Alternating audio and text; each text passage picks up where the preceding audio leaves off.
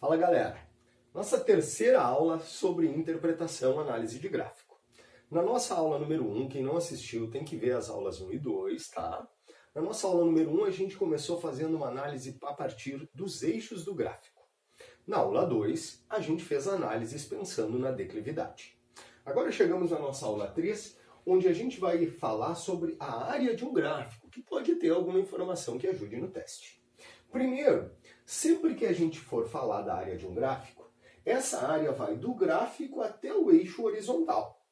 Do gráfico até o eixo horizontal. Então, se o gráfico cruzar o eixo horizontal, tu vai ter que calcular a área que está em cima e a área que está embaixo. Essas áreas, por definição, são positivas, mas elas podem ter significados negativos. A área acima do eixo vai ter um significado positivo. A área abaixo do eixo, um significado negativo. A questão é, será que a área do gráfico nos dá alguma informação? Você vai testar para saber se a área está falando alguma coisa que te interessa. Como é que você vai testar? Você vai multiplicar o eixo Y pelo eixo X. Então eu coloquei exemplos lá da dinâmica. Num gráfico de força e tempo, multiplicando força por tempo, nós temos a fórmula do impulso.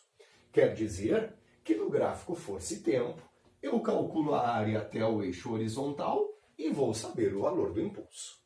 Num gráfico força-deslocamento, força vezes deslocamento é o trabalho. Então, num gráfico força e deslocamento, eu calculo a área do gráfico até o eixo horizontal para saber o trabalho. Dentro da cinemática, nós temos área interessante, gráfico de velocidade.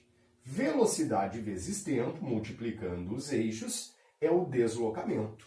Então eu calculo a área do gráfico até o eixo horizontal para saber o deslocamento. Com um detalhe, que acima do eixo o deslocamento é positivo e a área que está abaixo do eixo representa um deslocamento negativo, o cara voltando. No gráfico de aceleração em função do tempo, a área, aceleração vezes tempo, nos dá a variação de velocidade. Então, a área do gráfico até o eixo horizontal é a variação de velocidade. Se estiver acima do eixo, variação de velocidade positiva. Se estiver abaixo do eixo, variação de velocidade negativa. Isso significa, gente, que a gente pode construir um gráfico para, calculando a área, responder o exercício. Vou te dar um exemplo. Imagina assim, ó. A velocidade de um corpo aumenta de 0 até 20 metros por segundo em 4 segundos. Depois se mantém constante durante mais 5 segundos. Qual é o deslocamento? O que você faria para resolver esse teste mais rápido? Constrói o gráfico de velocidade. A velocidade aumenta de 0 até 20 metros por segundo em 4 segundos. Depois, se mantém constante por mais 5 segundos, até chegar aos 9 segundos.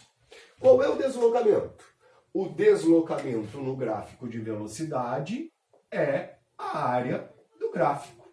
Então, a gente vai calcular a área ou do trapézio, ou do triângulo e do retângulo.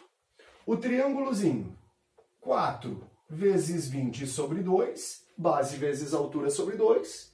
E o retângulo, base 5, altura 20, 5 vezes 20, base vezes altura. 4 vezes 20, 80 por 2, 40. 5 vezes 20, 100.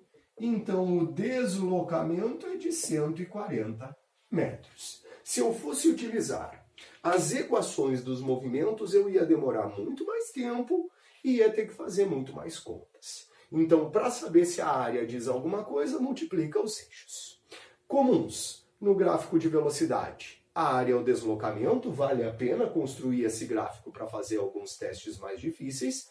E no gráfico de aceleração, a área é a variação da velocidade. Acompanhe o nosso curso de física, que vão aparecer vários testes de gráfico resolvido, utilizando as dicas que vocês viram nas 3 aulas de gráfico. Não esquece de assistir as outras 2 também. Falou? Um abraço.